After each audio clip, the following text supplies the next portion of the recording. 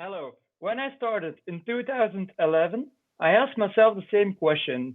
How can we ensure the inclusion and participation of children and young people?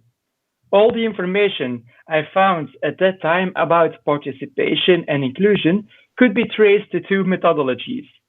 You put adults in the room, preferably in the evening on a weekday, with one or more speakers at the very front. Giving your opinion was mainly reserved for the shouters. Otherwise, they didn't hear what you were saying at the very front. It is therefore not inconceivable that this methodology was especially popular with the dominant participants. The shouting of a few was confirmed every time in the report afterwards. The opinion of the other 95% participants remained a question mark. Now, if you were looking for information about how children, teenagers, and young people can be involved, it turned out that drawing was the only way. Distinguish between an 8-year-old or a 12-year-old or a 16-year-old based on cognitive development was not required according to the professional literature and experts of that time. In 2011, the city of Antwerp was the European youth capital, and a digital age has just accelerated with social media. Some Antwerp youngsters and youth associations, they got an idea. Why don't we use the social media to ensure the participation and the inclusion of youngsters? All the youngsters and most of the adults are using social media. So, we had a digital participation tool built, and all companies that participated in the award to build the tool agreed. There were like 30 companies who agreed in this.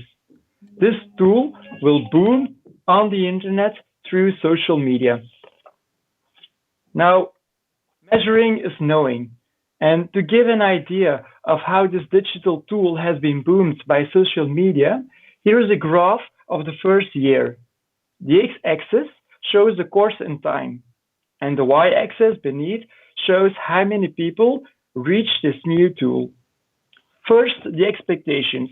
They were like really high. We had like 30 companies who said this was going to boom. Everybody believed it. We all believed it. Oh, I mean, expectations were really high. Remember, it was a magic tool that was going to boom because of the social media. Now, this was the reality. It was one big failure. So, how do we get the red button all the way up until the blue button? With big question marks comes more research. And in my research, I found something. I found an anecdote from 19th century statistician Francis Galton. He witnessed a festival at the market. Visitors to the market were challenged to estimate the weight of an exhibited cow. What turned out to be? The average of the estimates was much closer to the actual weight of the cow than the estimates of every so-called expert. This phenomenon is known as wisdom of crowds. In 2012, the New Yorker business columnist James Surowiecki, he investigated this phenomenon and he wrote a book about it. In his book, he describes 4 conditions that must be participants is to be virtually the same as reality. The first condition he describes is diversity. You need different people with different knowledge and experience. Independently, the participants must formulate their opinion independently of each other to prevent peer pressure and influence. And I know this is quite the contradictionary of all the things that we do or that some of you do already. Consultation. Be aware that as soon as consultation takes place, this influences the response of an individual. Now, sometimes it cannot be otherwise, for example, with abstract projects. But this is mainly due to the consultation between project leader, designer, and a policymaker. We saw this as consultation between project leader Elderman about answers and not between two civilians or four civilians, or what do we need more, like six civilians. The fourth condition is knowledge. The participants must have some knowledge. A very diverse group of people, all of whom have no knowledge of things, do not cause wisdom of the crowd. It only works when the it only works if the group consists of people with different degrees of knowledge about the question asked. Only then will a very accurate answer come out. In 2013, we used this phenomenon to create a modern contemporary policy. And that policy states that every citizen of the city of Antwerp may express his or her opinion in a way that is open, highly accessible, permanent, transparent, physical or digital. And we call this the political framework. We also have a framework for civil servants of our city. This framework states that all civil servants work for our customer, the civilians. We must be cost conscious in everything we do. We must work together and have integrity. We made a connection between the policy and these Antwerp values. So we have 130,000 youngsters living in Antwerp. They are our customer. We had to find a way to reach as much youngsters as we could with the minimum staff and costs. We developed 10 rules to ensure that combination between policy and Antwerp values in a sustainable way. The first condition: find out in advance which space for change there is. If there is no space for change, then it's simply not a participation project, it's simply a workshop. The second one: determine the shape and the format of the desired result. How will you analyze given opinions or photos or a maquette or a design? The third one: find out where the target groups are. And remember, you won't reach them with social media. Where are they in real life? And it's very easy. They are at school, they are in public spaces, they are at youth organizations. Provide clear, intelligible content and assignment for the user. Make sure that an 8-year-old understands it. Then you know the adults will understand it too. And this has nothing to do, this fourth condition, with making it childish. It's making it understandable. The fifth one is about the eyes want something. So work easily accessible by using images and video. You will also prevent image confusion. We go to the next one. Choose a suitable approach for your methodology, for your timing, and processing of results. Is the methodology fit for this project? Can you test the methodology? Is there enough time to carry out and for processing? And only with 3 times yes, you can advance to the next condition. Perform the methodology with various target groups and at different locations. Don't expect civilians to come to you. Take your participation tool and go to them. Go to the schools, go to the associations, go to all the different and various places in the public domain where all the children, teenagers, and youngsters are. You can also do it with adults. Provide the context in a fair way. You get further when you just say, honestly, we don't know what will going to happen, but we're investigating. It's better than lying.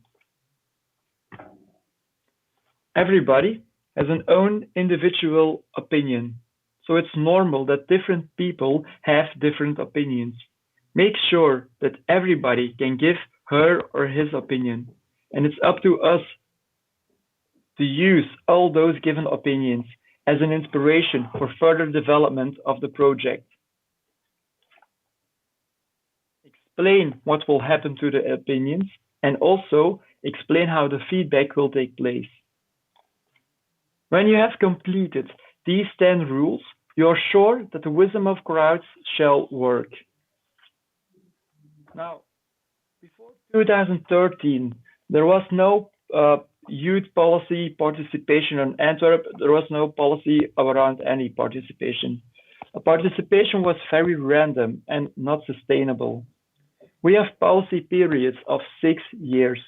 So to give an idea what the sustainable participation policy has brought us, this is the result. We had more than 120 projects and we have reached to 20,000 people, mostly children, teenagers, and youngsters. But we also reach a lot of adults, like the elders, the seniors, people from 60, 70 years old also. So instead of thinking about how one magical tool or methodology can ensure the inclusion and participation of children, teenagers, and youngsters, we have searched a solution to reach as many as we could. And with these 10 conditions, we can always deliver customized solutions depending on the nature of your project. But that is not our whole youth participation policy. Our whole policy exists out of three hierarchically equivalent pillars of participation. And the first pillar, I've already explained it a little bit. The first pillar means that the city of Antwerp organizes open participation for all citizens. We call it inspraak in Dutch. This is initiated top-down with the intention that all citizens may and can give their opinion. There is also a bottom-up part, and this part means that the city will always consider every bottom-up scenario. Can we support it? Can we organize it? Can we make this happen? And of course, we as a city will always try to ensure of our youth when something is about to change, like public servers or public space. Now, in an ideal world, is that combination already a very wide and open policy for participation? But we are not in an ideal world. What if a political decision stops the administration from doing this kind of participation? Therefore, we have youth councils. These youth councils were created by the city to ensure the participation and involvement of children and young people living in the city. The city can ask advice, and these youth councils can and may advise the city at any time on their own initiative. Now, in an ideal world, this would be great. But what if the councillors in these youth councils are only interested in their own youth associations? Or another question, can and may we expect that young people in these advisory boards skip school to consult other young people? In reality, we see them working together. For most of all our projects, we as a city consult a lot of children and youngsters. Afterwards, we give the participation results to these council, to these advisory boards, and they can give advice if desired. The city gives support at these councils on a financial, methodological, and process level. And then we have a third pillar. And this pillar consists of all partners who receive a funding and have a funding agreement from the city for youth work. The city can ask for advice from them, and they can give advice on their own initiative at any time. The last pillar, they don't have to question anyone because those are youth workers, like professional youth workers, coordinators of youth work, and directors of youth work organizations. And these three pillars of participation are based on the following general operation condition, and that is that every Antwerp citizen has access to an open, accessible, permanent, and transparent advice platform. That was the one I already told you about. Now, we also have a second policy instrument, and that is called the Youth Paragraph. This instrument exists for 20 years now.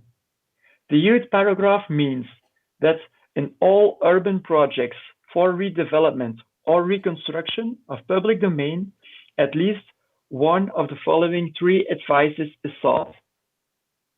An advice from the youth service. We call this an official advice because we, the people, the city servants, made those advice. And are the youth participation, that was pillar one, and are the youth councils, that was pillar two of the previous slide. And it's up to the youth service who decides for each project how this youth paragraph will be filled in. So I know we have a lot of policies for participation, but over the years, I have noticed that many people have different understandings of the word participation. Here is the Dutch word for participation. We call it participatie. Now, to delve into participation, it is essential to realize that this word is an umbrella concept. And I have dissected the word participation for you. It's one word, and there are far too many possibilities for interpretation, certainly in English.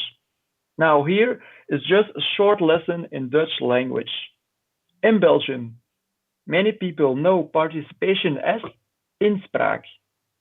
It means that people can give their opinion in a change project. When you translate this word inspraak into English, we get participation.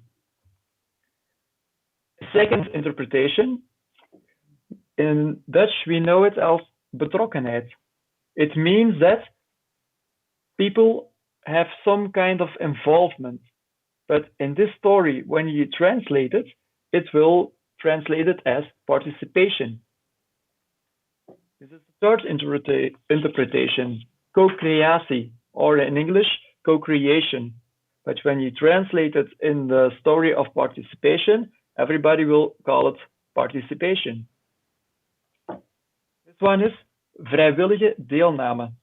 Literally, it means you participate on your own free will at something, like he participated at the Olympic Games, or he participated at society by doing some youth work.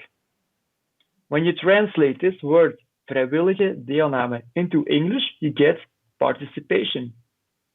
And then it's like for some people the golden grail, zelf beslissen.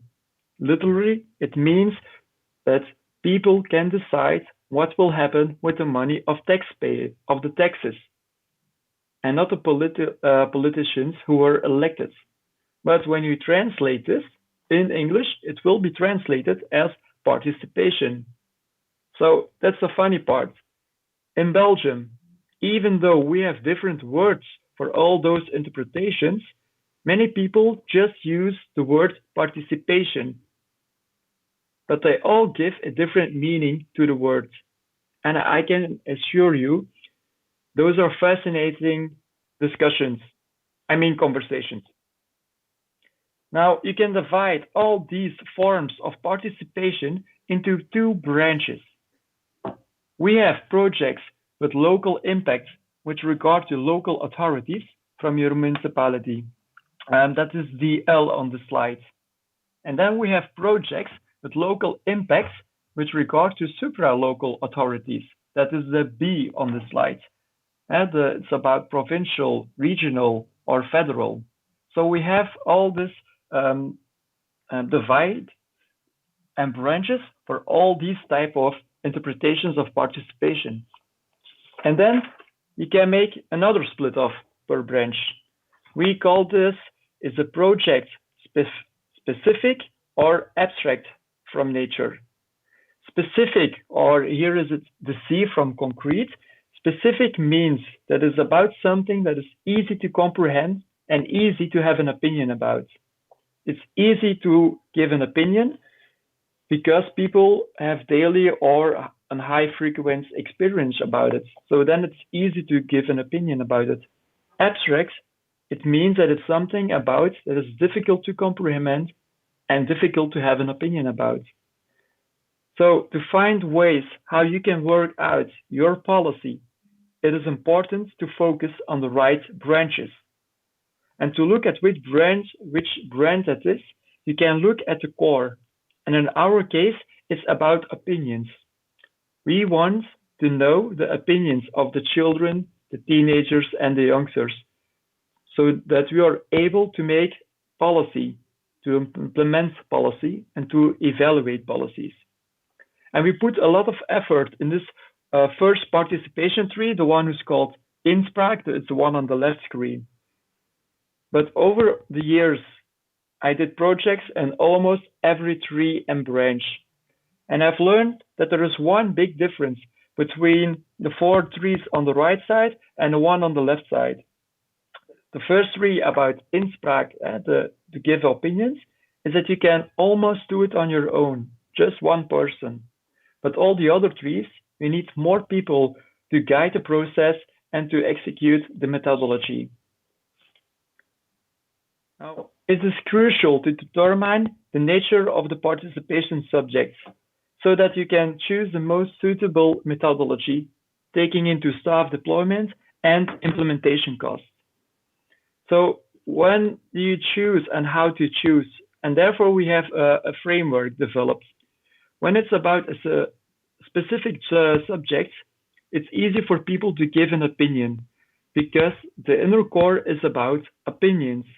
So instead of putting all the effort and all the extras, like they can debate or they can do a co-creation, we just mainly focus on the human right to have your own individual opinion and the right to pronounce it. Now, when it's abstract, it's not that easy to have an easy or a quick opinion about it. You need the consultations between different stakeholders, like a scientist, like architects, like engineers, like politicians, or like civilians. So there are two completely different subjects. Now, when we see the methodology, the easiest way in 2019 to collect a lot of individual opinions and to have them processed in a unique and a quick, efficient way is just to work digital. For the abstract projects, it's still more like physical. They see each other in physical. But when we see at the results, the digital part is still digital, but for the abstract project, the physical part must also be digital, because elsewise, how is the counselor or the developer going to see what happens if it's just not digital? You can send it through mail. It's an easy thing. So, why would you want participation? And I think everybody in this room, I can see you now, but I think everybody of you already know this answer. Because it is important to involve people who use services or the public domain on a daily basis in the development of that same service or public domain. But why is that? And we call it because those users have insight from their experience and give, therefore add value to development. So to start tomorrow with participation, it is important to know why. And why do we pay so much attention to this why factor for the explanation of how can you start? That is because the why of something like that has a serious impact on, that's why we organize participation. So in order to know how you will actually start a participation project tomorrow, it is important to know why you are doing that. And I surely hope that it's not because your counselor wants to be in the press or on the news. We want it because the users have insight, and that will add the value to development. Thank you. This was my lecture.